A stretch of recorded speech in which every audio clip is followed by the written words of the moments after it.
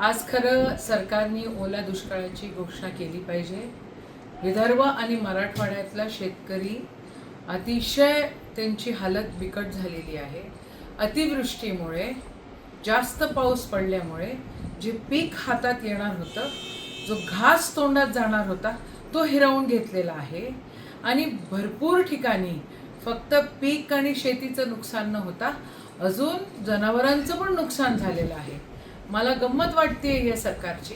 सगळ्या गोष्टींसाठी पैसे आहेत, ॲडव्हर्टाईज, बाकीचे टेंडर्स, काय काय घरातलं डेकोरेशन, पण बाबांनो शेतकऱ्यांकडे तुम्ही नाही बघत आहात.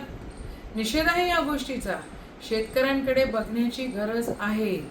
आज ओला दुष्काळाची मागणी त्या ठिकाणी आम्ही करतोय आणि ओला दुष्काळ या ठिकाणी डिक्लेअर झाला पाहिजे. त्या शेतकऱ्यांना सगळ्यांना काही ना काही अनुदान मिळालं पाहिजे आणि सफिशियंट असेल अनुदान असं मिळालं पाहिजे, अशी आमची मागणी आहे.